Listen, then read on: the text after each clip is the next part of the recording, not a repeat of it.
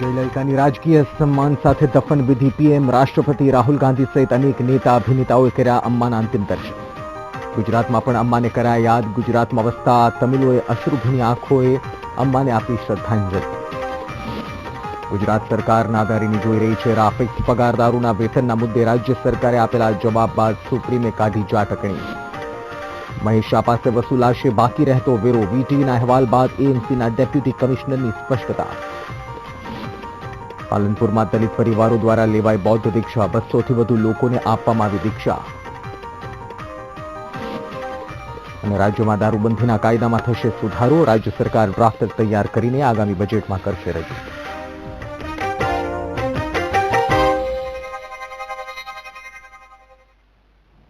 નમસ્કાર, સમાચાર સાથે હું નિશિત રાજુગુરુ. રાજ્યમાં ફિક્સ પગાર મામલે સુપ્રીમ કોર્ટે રાજ્ય સરકારનો ઉધડો લીધો છે. સુપ્રીમ કોર્ટે આ મામલે રાજ્ય સરકારની ઝાટકણી કાઢી છે. આ મામલે રાજ્ય સરકારે સુપ્રીમ કોર્ટમાં જણાવ્યું કે જો ફિક્સ પગારદારોને કાયમી કરવામાં આવે તો રાજ્ય સરકાર પર 800 કરોડ રૂપિયાનો બોજો પડે તેમ છે. તો સુપ્રીમ કોર્ટે સવાલ કર્યો કે શું ગુજરાત સરકાર નાદારી જાહેર કરે તેની રાહ જુએ છે. આ મામલે અંગેની વધુ સુનાવણી જાન્યુઆરી મહિનામાં હાથ ધરાશે. તો સંવાદદાતા સોનલ અમારી સાથે ફોન લાઈન પર જોડાયા છે. સોનલ, ખાસ સુપ્રીમ કોર્ટે જે નોંધ કરી છે, જે ઝાટકણી કાઢી છે, ખાસ કયા મુદ્દો રાજ્ય સરકારને કહેવામાં આવ્યું છે ને તે બાબતે નોંધ લેવા જણાવ્યું છે? નિશ્ચિત રાજ્યના જે ફિક્સ પગારદારો છે, જે સરકાર સાથે જોડાયેલા છે, તેમના તરફથી એવી અરજી કરવામાં આવી છે કે તેમને કાયમી કરવામાં આવે. આ અરજી પરની જે સુનાવણી હતી તેમાં આજે સરકારે એવો જવાબ રજૂ કર્યો હતો કે જે ફિક્સ પગારદારો છે તેમને જો કાયમી કરવામાં આવે તો સરકાર પર 8,000 કરોડ જેટલો બોજો પડે તેમ છે અને તેમને કાયમી કરી શકાય તેમ નથી. અને સાથે સાથે સરકારે એવો પણ જવાબ રજૂ કર્યો હતો કે જે લોકો અમારી પાસે આવે છે તે લોકો પોતાની ઈચ્છાથી નોકરી પર લાગે છે અને તેમનો જે 2500 પગાર છે તે ફિક્સ છે તે જ યોગ્ય છે. જેના જવાબમાં સુપ્રીમ કોર્ટે સામે એવી પણ ઝાટકણી કાઢી હતી કે જે લોકોને કામની જરૂર છે તે લોકો તમારી પાસે સામે તમને 5,000 રૂપિયા આપીને પણ તમારી પાસે નોકરી કરવા માટે આવશે. તો તમે એવી અપેક્ષા રાખો છો કે સુપ્રીમ કોર્ટ જે છે તે રાજ્ય સરકારને નાદાર જાહેર કરે? આ પ્રકારની જે કોમેન્ટ છે, જે અવલોકન છે, સુપ્રીમ કોર્ટ તરફથી આકરા શબ્દોમાં કરવામાં આવ્યું હતું. જો કે આ સંદર્ભે વધુ સુનાવણી જાન્યુઆરી માસ પર રાખવામાં આવી છે અને ઉલ્લેખનીય છે કે અત્યાર સુધી આ મામલે સતત મુદ્દતો જ પડી રહી છે અને આજે જયારે આ સુનાવણી થઈ ત્યારે સરકાર તરફથી આ પ્રકારનો જવાબ રજૂ કરવામાં આવતા સુપ્રીમ કોર્ટે તેની આકરા શબ્દોમાં ઝાટકણી કાઢી હતી. બિલકુલ સોનલ, ધન્યવાદ જાણકારી માટે.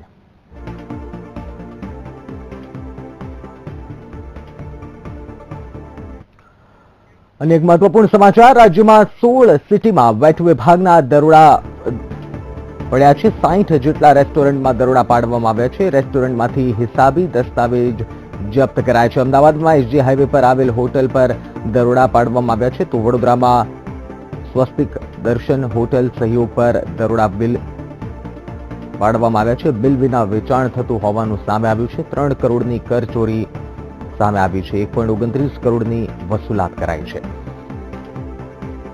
સંવાદદાતા મેહુલ દેસાઈ ફોન લાઈન પર જોડાયા છે. મેહુલ, વધુ વિગતો આપશો.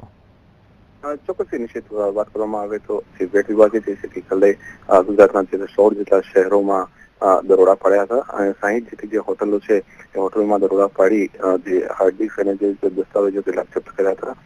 ખાસ કરીને વાત કરવામાં આવે તો 3 કરોડ જેટલી જે છે કરચોરી પકડાઈ હતી, જેમાં 1.29 કરોડની જે કરચોરી છે એ વસૂલાત કરવામાં આવી હતી.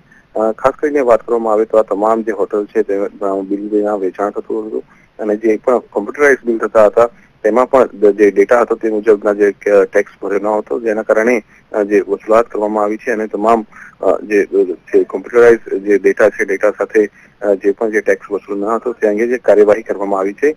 અમદાવાદની ખાસ કરીને વાત કરીએ તો એસજી હાઈવે પરની જે હોટલ છે ત્યાં જે દરોડા પાડ્યા હતા અને મહેસાણા જે છે મહેસાણામાં પણ હાઈવે પર જે હોટલો છે હોટલો પર દરોડા પાડવામાં આવ્યા હતા. જી મેહુલ, ધન્યવાદ જાણકારી માટે.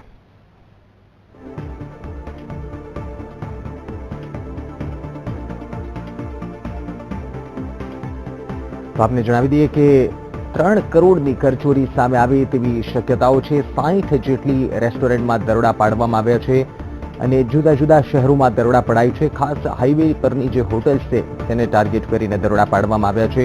અત્યાર સુધીમાં 1.29 કરોડના કરની વસૂલાત કરી લેવામાં આવી છે. કુલ રાજ્યમાં 16 શહેરોમાં આ દરોડા પાડવામાં આવ્યા છે વેટ વિભાગ દ્વારા. આ તરફ કોંગ્રેસની યોજાયેલી પત્રકાર પરિષદમાં મહેશ શાહ સામે કાયદેસરની કાર્યવાહી કરવામાં આવી તેવી માંગ પ્રદેશ પ્રમુખ ભરતસિંહ સોલંકી દ્વારા કરવામાં આવી હતી. 13,860 કરોડ રૂપિયા જાહેર કર્યા બાદ સાચા નામ જાહેર ન કરી આવકવેરા વિભાગને ગોથા ખવડાવનાર મહેશ શાહની તપાસ સીબીઆઈ કરે તેવી માંગ ભરતસિંહ સોલંકીએ કરી છે. સોલંકીએ ભાજપ પર પ્રહારો કરતા જણાવ્યું હતું કે મોદી, માલ્યા અને મહેશ શાહનો ત્રિવેણી સંગમ હાલની સરકારમાં દેખાઈ રહ્યો છે. ત્યારે મહેશ શાહની પાસે ભારતીય જનતા પાર્ટીના નેતાઓના રૂપિયા છે જે બહાર આવવા જોઈએ અને નામોનો પણ ઘટસ્ફોટ થવો જોઈએ. 8 नवंबर के बाद देश का जो हाल हुआ, गुजरात का जो हाल हुआ और उसके बाद कई लोगों ने, जिसमें ललित मोदी भाग गए, माल्या भाग गए, महेश शाह यहां रह गए और महेश शाह ने करीबन 14,000 करोड़ रुपए की बात की कि उसको डिस्क्लोज करना है. उस महेश शाह को आज वीआईपी ट्रीटमेंट मिल रहा है. राज्य की भाजपा सरकार और देश की भाजपा सरकार उसको कोई क्रिमिनल की तरह नहीं देख रही है. इंक्वायरी करके महेश शाह के पास से सच्ची बात निकलनी चाहिए. રૂપિયા 13,860 કરોડનું કાળું નાણું જાહેર કરનાર અમદાવાદનો જમીન દલાલ મહેશ શાહ કાળા નાણાંનો કવાડી હોવાની સાથે એએમસીના ચોપડે પણ દેવાદાર છે. વીટીવીએ શાહ સંદર્ભે કરેલી પડતાલમાં આ માહિતી સામે આવી છે.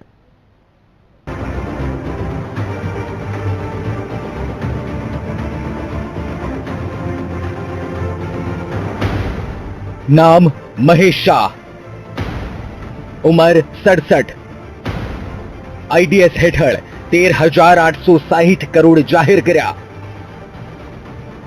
ઇન્કમ ડિક્લેરેશન સ્કીમ અંતર્ગત 13,860 કરોડનું કાળું નાણું જાહેર કરનારા મહેશ શાહ વિશે વીટીવીએ કરેલી પડતાલમાં વધુ કેટલાક ઘટસ્ફોટ થયા છે. અમદાવાદ મ્યુનિસિપલ કોર્પોરેશનના ચોપડે પણ શાહ દેવાદાર છે. આવક, મકાન, પ્રોફેશનલ ટેક્સ સહિત શાહના એએમસીમાં રૂપિયા 28,788 ના વેરા ચૂકવવાના બાકી છે. વીટીવીએ કરેલી તપાસમાં જાણવા મળ્યું છે કે 13,000 કરોડનું કાળું નાણું જાહેર કરનાર મહેશ શાહ 22,000નો વેરો ભરવા માટે પણ અસમર્થ છે. એએમસીના ચોપડે શાહનો રૂપિયા 28,797નો વેરો બાકી છે. શાહનો વર્ષ 2015-16નો રૂપિયા 3,632નો મિલકત વેરો બાકી છે. તો વર્ષ 2016-17નો 3,135 રૂપિયાનો મિલકત વેરો બાકી, ઉપરાંત 7 વર્ષનો પ્રોફેશનલ ટેક્સ પણ બાકી છે, જેનું 8,030 રૂપિયાનું વ્યાજ પણ બાકી લેણામાં સામેલ છે. વીટીવીએ કરેલા અહેવાલને પગલે મ્યુનિસિપલ કોર્પોરેશન પણ હરકતમાં આવ્યું છે. મ્યુનિસિપલ કમિશનરે પણ શાહનો બાકી ટેક્સ વસૂલવાની કાર્યવાહી શરૂ કરી દેવાઈ હોવાની વાત કરી હતી. 30/9 સુધીની અમારી અંતિમ નોટિસ હતી, જે વિધિ અમારી પૂરી થઈ ગઈ છે. જે સ્ટાફ પ્રોપર્ટી ટેક્સનું કામ કરે છે એ જ પ્રોફેશનલ ટેક્સનું કામ કરે છે. અત્યારે એઝ યુ નો કે પ્રોપર્ટી ટેક્સનું કામ થોડુંક ત્વરિત ગતિએ ચાલતું હતું અને મોટાભાગે આવક જે કોર્પોરેશનની છે એ એના પર ફોકસ વધારે હોય છે. સેકન્ડ ફેઝમાં ડેફિનેટલી એના પછીના પ્રયત્નમાં હવે એના નોટિસ અને આગળની કાર્યવાહી જે છે એ અમે આરંભીશું. જે માણસ 22,000ના વેરા ભરી શકવા માટે સમર્થ નથી, તેણે 13,000 કરોડનું કાળું નાણું કેવી રીતે જાહેર કર્યું તે સવાલ છે. એટલું જ નહીં, આઈટી વિભાગને પણ તેના રેકોર્ડ પર કોઈ જ શંકા ન ગઈ. ત્યારે મહેશ શાહ પાછળ કયા મોટા માથાઓનો હાથ છે તે તો તપાસના અંતે જ સ્પષ્ટ થશે. રૂપિયા 13,860 કરોડનું કાળું નાણું જાહેર કરનાર અમદાવાદના મહેશ શાહને અમદાવાદ મ્યુનિસિપલ કોર્પોરેશનના ચોપડે દેવાદાર તરીકે બતાવવામાં આવ્યા છે. જી હા, મહેશ શાહનું આ જ નિવાસ સ્થાન છે. મંગલજ્યોત એપાર્ટમેન્ટમાં આવેલું 155 વારનું જે નિવાસ સ્થાન છે તેનો વર્ષ 15-16 અને 16-17નો 2 વર્ષનો પ્રોપર્ટી ટેક્સ બાકી હોવાનું કોર્પોરેશનના ચોપડે જોવાઈ આવી રહ્યું છે. 6,767 રૂપિયા પ્રોપર્ટી ટેક્સના અને પાછલા 7 વર્ષનો પ્રોફેશનલ ટેક્સ કે જે 22,000 જેટલો થવા જાય છે. આ 2 પ્રકારના ટેક્સ મળીને મહેશ શાહના નામે અમદાવાદ મ્યુનિસિપલ કોર્પોરેશનના ચોપડે 22,000 રૂપિયા બાકી બોલે છે, જે એક પ્રકારની વાસ્તવિકતા છતી કરે છે કે 13,860 કરોડનું કાળું નાણું જાહેર કરનાર મહેશ શાહ કેવી રીતે તેની અસલિયત છતી કરે છે. કેમેરામેન હસમુખ વાઢેલ સાથે અર્પણ કાયદાવાલા, VTV ન્યૂઝ, અમદાવાદ. હવે વાત અભિનેત્રી, સફળ રાજનેતા અને તામિલનાડુના સીએમ જયલલિતાના નિધન વિશે.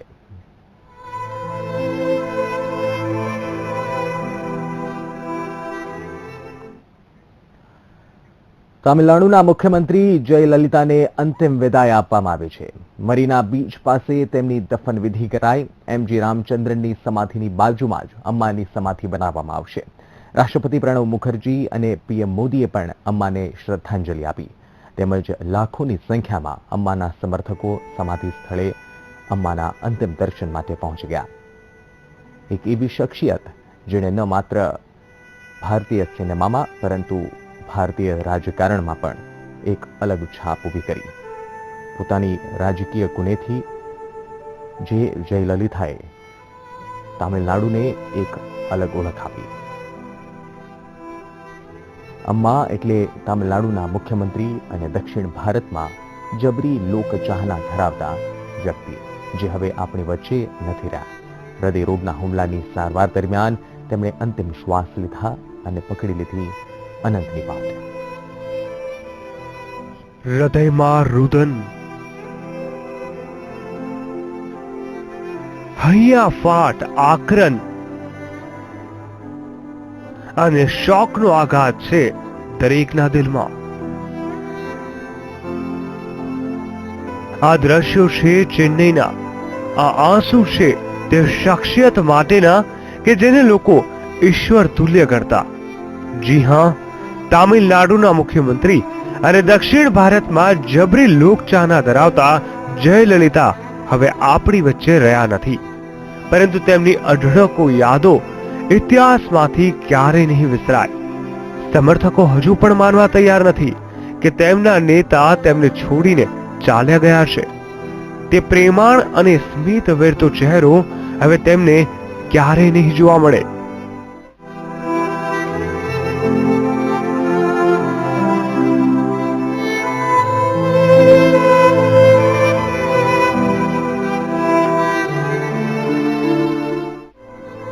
આમ તો અમ્મા છેલ્લા 70 દિવસોથી હોસ્પિટલમાં સારવાર હેઠળ હતા. ત્યારથી લોકોને અંદાજો આવી ગયો હતો કે હવે તેમના પ્રિય નેતા જયલલિતા હવે વધુ દિવસો તેમની સાથે રહેવાના નથી. તો આ તરફ અમ્માને હાર્ટ એટેકના સમાચાર વહેતા થયાની સાથે જ દેશભરમાં તેમના માટે પૂજા, પ્રાર્થના અને દુઆઓ પણ થઈ. લોકોએ ઈશ્વર પાસે અગણિત આજીજી કરી, પરંતુ અમ્માને દવા કે દુઆ ન ફળી અને અમ્માએ પકડી લીધી અનંતની વાટ. દિવસભર અનેક અફવાઓ અને અટકળોના દોર પછી આખરે રાતે તેમના નિધનની જાહેરાત કરાઈ અને તે સાથે જ દક્ષિણ ભારત સહિત સમગ્ર દેશમાં અમ્મા ન રહ્યા હોવાના સમાચારે સૌને શોકમગ્ન કરી દીધા. પરંતુ ભારતની રાજનીતિ અને દક્ષિણ ભારતમાં તેમનું સ્થાન અન્ય કોઈ ન લઈ શકે જે જયલલિતાએ એટલે કે અમ્માએ પોતાના સંઘર્ષથી બનાવ્યું હતું. Bureau report, VTV news. તામિલનાડુના મુખ્યમંત્રી જયલલિતાના થયેલા દુઃખદ અવસાન પર વિરોધ પક્ષના નેતા શંકરસિંહ વાઘેલાએ ઘેર શોકની લાગણી વ્યક્ત કરી. શંકરસિંહ વાઘેલા અને જયલલિતા 1984માં રાજ્યસભાના સાંસદ હતા. બાજુની ખુરશીમાં બેસતા હતા.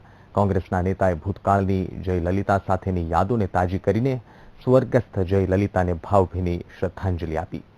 તો બાબા સાહેબ આંબેડકરના નિર્વાણ દિવસે તેમને શ્રદ્ધાંજલિ આપી હતી. જયલલિતાજી અને હું 1984માં રાજ્યસભામાં બિલકુલ બાજુમાં અડીને બેસતા હતા. એ દિવસો મને યાદ આવે છે.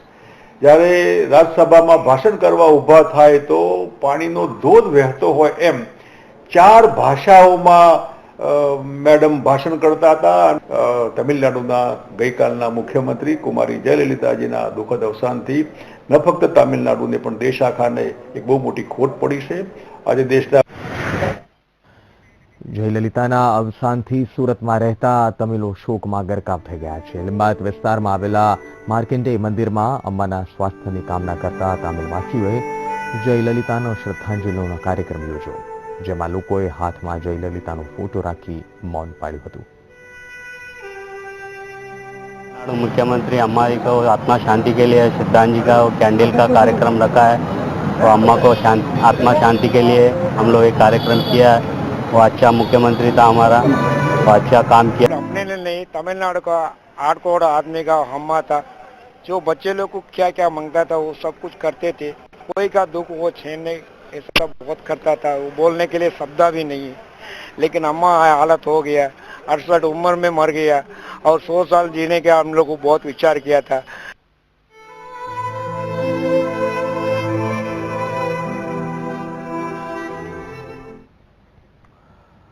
अन्य समाचारों पर नजर करिए। गुजरात યુનિવર્સિટી સેનેટ અને વિદ્યાર્થી વેલફેરની ચૂંટણીઓ હાલ પૂરતી મોકૂફ કરી દેવાઈ છે। વિદ્યાર્થી સંગઠન એનએસયુઆઈએ ચૂંટણી પ્રક્રિયા સંદર્ભે આક્ષેપો કર્યા હતા।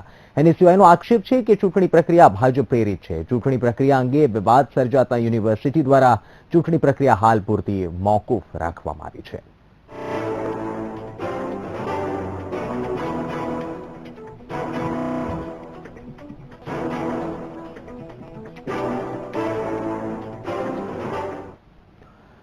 ટ્રાવેલ એજન્ટો પાસે વિદેશ બુકિંગ કરતા પહેલા ચેતી જજો, કારણ કે રાજ્યમાં ઠગ ટોળકી સક્રિય થઈ છે। વાપીમાં ટ્રાવેલ એજન્ટો પાસે બુકિંગ કરાવી વિદેશમાં ફરવા ગયેલા લોકો સાથે દગો થયો છે અને વિદેશમાં જ ફસાઈ ગયા હતા। હાલ તો આ ટ્રાવેલ એજન્ટો સામે પોલીસ ફરિયાદ કરવામાં આવી છે, જેના આધારે પોલીસે બંને આરોપીની ધરપકડ કરી છે।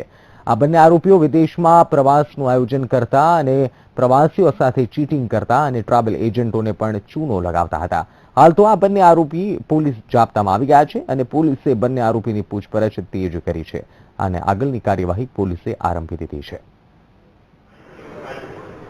एक्चुअली हमारा बिजनेस है एडी हॉलीडेज करके, हम लोग टूर पैकेजेस ऑर्गेनाइज करते हैं। तो हमारे एजेंट के थ्रू जो थाई ट्रैवल डील्स है और नाम है ऋषि बुद्धदेव, उसके थ्रू हमने पैकेज बुक किया था हमारे कस्टमर्स को भेजने के लिए। तो हमारे कस्टमर्स को भेजने के लिए करीबन 12 लाख का 2 ग्रुप का पैकेज बुक किया, 12 लाख के आसपास का उसको पेमेंट किया। अब हमारे एक कस्टमर वहाँ पे चले गए, सिंगापुर मलेशिया का था। वहाँ जाने के बाद उनको जो होटल बोला था वो नहीं मिला, मलेशिया का वीज़ा नहीं दिया, कुछ नहीं दिया। वहाँ पे घूमने की टिकट का हमसे पैसा ले लिया, बट वहाँ पे उसने कोई उनका अरेंजमेंट करवाया नहीं। ટૂરનું બુકિંગ કરાયેલ અને આ લોકો ટાઈમસર ત્યાં પહોંચાડે નહીં અને એ લોકો સાથે ઠગાઈ કરતા આ બાબતે વાપી ઉદ્યોગનગર પોસ્ટે ગુનો આઈપીસી કલમ 406 420 મુજબ ચીટિંગની ગુનો દાખલ થયેલ છે અને આ લોકોને કાલે એરેસ્ટ કરી અને આગળની કાર્યવાહી ચાલુ છે, તપાસ ચાલે છે। સુરતની બીજી ઓળખ એટલે ડાયમંડની નગરી અને આ ડાયમંડની નગરીમાં તસ્કરો બેફામ બની ગુનાહિત ઘટનાઓને અંજામ આપી રહ્યા છે અને પોલીસ માત્ર સીસીટીવી મેળવવાનું કામ કરી રહ્યા હોય તેવું લાગી રહ્યું છે। જ્યાં ગેલેક્સી અને શ્રી સાંઈનાથ નામની દુકાનમાં તસ્કરોએ છતના પતરા તોડી 20થી વધુ મોબાઈલની ચોરીને અંજામ આપ્યો હતો। રિપેરમાં આવેલા મોબાઈલ અને રિચાર્જ કૂપન મળી 50,000ના મુદ્દામાલની ચોરી કરતા વેપારીઓમાં ભારે રોષ ફેલાયો છે।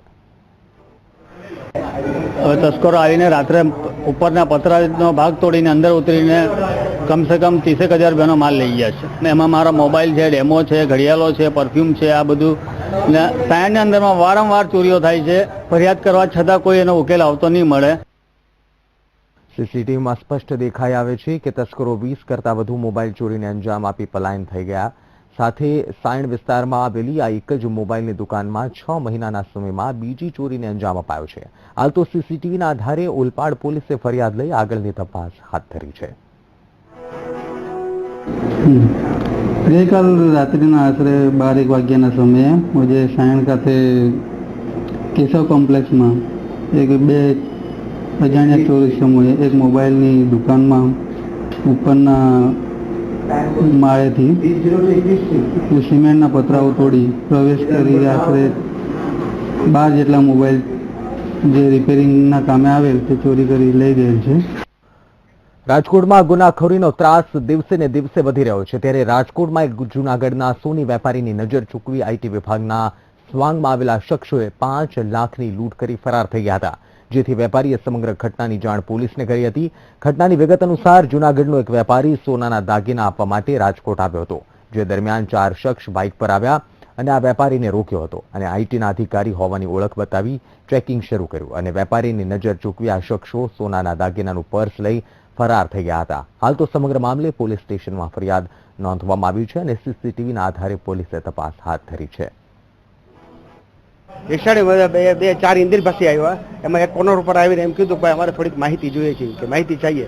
એમ કહ્યું અમે તો અમે અજાણ્યા છીએ. એમ કરી અમારા રિક્ષાવાળાએ તો રિક્ષા છે એ રાજેશ સિનેમાથી બ્યુટી મ્યુઝિકલ પાર્ટી છે ત્યાં દુકાન પાસે સુધી લીધી. એમાં એક જણે બાઇક કાઢીને નથી દીધી અને બે જણા આગળ રિક્ષામાં ગોઠવા ગયા, 2 જણા પાછળ. અને અમારી પાસેથી અમારા થેલા પહોંચીને એ કે અમે આઈટીના માણસો છીએ, આ અમારા આઈ કાર્ડ છે એ કે એમ કરીને અમારે ચેક કર્યું. એમાં 4 વખત ચેક કર્યું, ત્રીજી વખતે ચોથી વખતે મારું પડ્યું આખું ઠેકી લીધું. સંઘ પ્રદેશ દમણના સોમનાથ વિસ્તારમાં પોલીસની હાજરીમાં 2 માંજલી વેચતી મહિલાઓ જાહેરમાં ઝઘડતા હંગામો મચી ગયો. દમણ પોલીસના જવાને બંને વચ્ચે શાંતિ કરાવવાનો પ્રયાસ કર્યો. શાંતિના પ્રયાસમાં પોલીસે બેકાબુ મહિલાને જાહેરમાં માર પણ માર્યો. ઉશ્કેરાયેલી મહિલાએ પોલીસને જાહેરમાં માર માર્યો હતો. મારામારીનો આ વિડીયો સોશિયલ મીડિયામાં વાયરલ થતા પોલીસની છબી ખરડાઈ છે. તો આપ આ દ્રશ્યોમાં સ્પષ્ટ જોઈ શકો છો કે ખાખી વર્દીમાં એક પોલીસ કર્મચારી એક મહિલાને શાંત પાડવાના પ્રયત્ન કરે છે. 2 હાથ પકડીને પોલીસ જવાન આ મહિલાને સમજાવે છે, પરંતુ 2 મહિલા વચ્ચેની બબાલ વધુ ઉગ્ર બનતી જાય છે. જો કે પોલીસ કર્મચારી જ્યારે વચ્ચે સમજાવટમાં ઉતરે છે ત્યારે આ મહિલા પોલીસ પર પણ વાર કરી દે છે. તો આ સમગ્ર વિડીયો હાલ સોશિયલ મીડિયામાં વાયરલ થયો છે. લોકોના ટોળા રસ્તા વચ્ચે ભરબજાર વિડીયોને આ સમગ્ર ઘટનાને જોવા માટે ઉમટી પડ્યા હતા. આ તરફ રાજ્ય સરકારે દારૂબંધીનો કડક કાયદો બનાવવાની કવાયત તેજ કરી છે. જી હા, દારૂબંધીનો કડક કાયદો બનાવવા ગૃહ વિભાગને કામગીરી સોંપવામાં આવી છે. દારૂબંધીના કાયદામાં એવું છે કે દારૂ પીનાર પ્રથમ વખત પકડાય તો 1 સપ્તાહની કેદ કરાશે અને બીજી વખત પકડાય તો કેદની સજામાં વધારો કરવામાં આવશે. જોકે દારૂ વેચનારને પણ કડક કેદની સજા કરાશે, જેમાં 1 વર્ષથી 10 વર્ષની કેદની જોગવાઈ કરાઈ છે. ગૃહ વિભાગ દ્વારા નવા કાયદાનો ડ્રાફ્ટ તૈયાર કરવામાં આવશે. ડ્રાફ્ટ તૈયાર થયા બાદ કાયદા વિભાગમાં રજૂ કરાશે અને કાયદા વિભાગ દ્વારા આખરી ડ્રાફ્ટ તૈયાર કરી આગામી બજેટ સત્રમાં રજૂ કરવામાં આવશે. આ કવાયત પાછળ માની શકાય કે ઠાકોર સેના સાથે થયેલ સમાધાનના પગલે કવાયત હાથ ધરવામાં આવી છે. ત્યારે હવે જોવાનું એ રહે છે કે આ કડક કાયદાથી રાજ્યમાં દારૂબંધી થશે કે નહીં.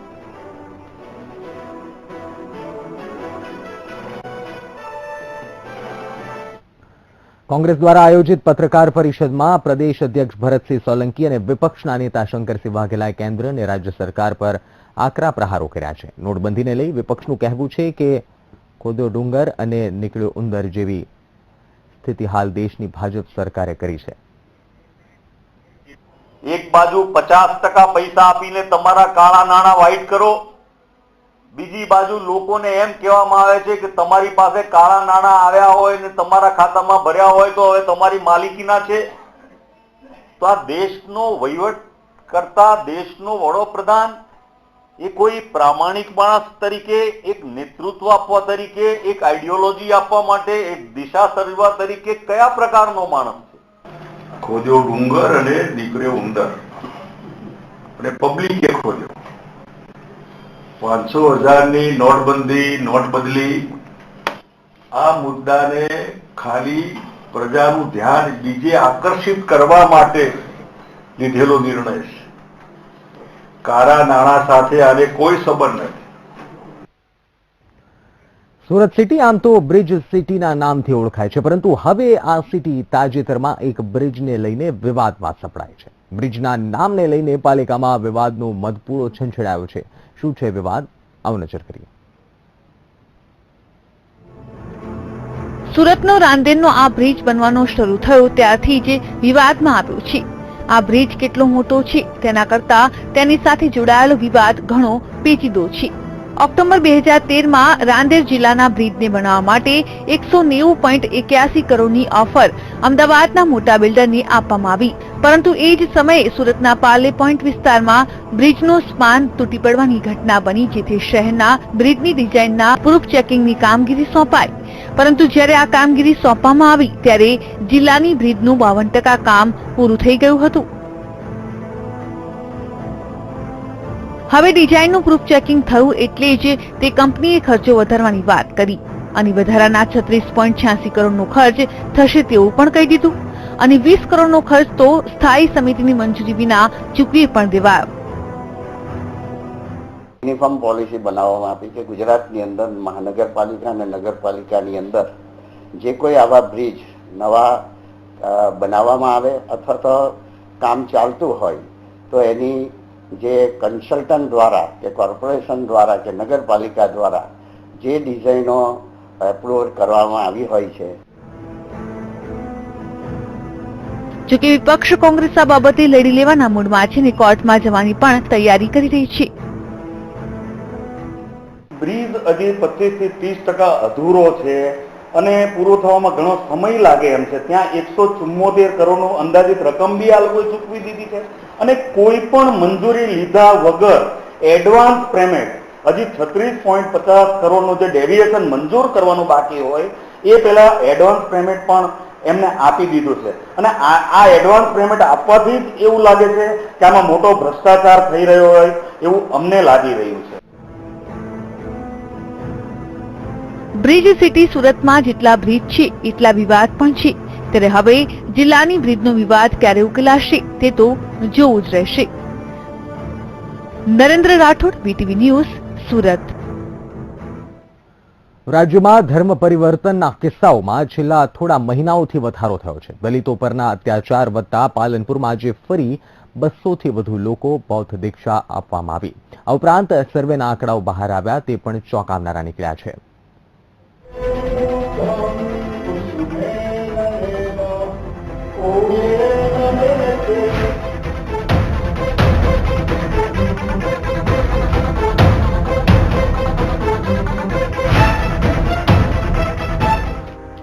પાલનપુરમાં મોટી સંખ્યામાં દલિત પરિવારો દ્વારા બૌદ્ધ દીક્ષા લેવામાં આવી હોવાની ઘટના સામે આવી છે. બનાસકાંઠા દલિત જિલ્લા સમિતિ દ્વારા અહીં આયોજિત કાર્યક્રમમાં 200 થી વધુ લોકોને ધર્મ દીક્ષા લીધી. સ્થાનિક લોકોનો દાવો છે કે દલિત હોવાના કારણે તેમની સાથે એક યા બીજી રીતે અત્યાચાર થઈ રહ્યો છે અને ભેદભાવ રાખવામાં આવે છે. આથી તેમને બૌદ્ધ ધર્મ લેવાની પ્રેરણા મળી છે. પછી જે દીક્ષાર્થીઓ છે તે પંચશીલ ગ્રહણ કરશે, 22 પ્રતિજ્ઞા ગ્રહણ કરશે અને પોતાના જીવનને શ્રેષ્ઠ અને સાર્થક બનાવવા માટે પ્રયત્ન કરશે. તો એવી રીતે અહીંયા જે ધમ્મ દીક્ષાનું આયોજન થઈ રહ્યું છે. દલિત સમાજને એક છેવાડાનો માણસ ગણીને ગમે ત્યારે ઉચ્ચ કક્ષાના કહેવાતા સમાજો દ્વારા એના પર વારંવાર સાસવારે અત્યાચારો થાય છે, અન્યાય કરવામાં આવે છે. અત્યારે આઝાદીના 70 વર્ષ કે પછી પણ કોઈ મંદિર પ્રવેશ ના હોય, બાલ દાઢીના બનાવતા હોય, કોઈ જગ્યાએ ગમે ત્યારે ગમે તે રીતે મારવામાં આવતા હોય, એમના અધિકાર માટે અવાજ ના ઉઠાઈ શકતા હોય. આ બધા સવાલોને લઈ અને અમે હવે એક માનવતા અને સમાનતાની જે વાત છે તો આજે જ્યારે દેશને એક થઈ રહેવાની જરૂર છે ત્યારે લોકો ક્યારે સમજશે કે માત્ર ધર્મ પરિવર્તન કરવાથી કોઈ પણ મુશ્કેલીનું સમાધાન નહીં આવે. એ મુશ્કેલી સામે ઝઝૂમવું પડશે, લડવું પડશે, પોતાના હક માટે ખુદ લડાઈ લડવી પડશે અને એ પણ કોઈ પણ ધર્મનો સહારો લીધા વગર. ત્યારે જ દેશ એક થશે, સાચા અર્થમાં દેશનો વિકાસ થશે. Bureau report, VTV news.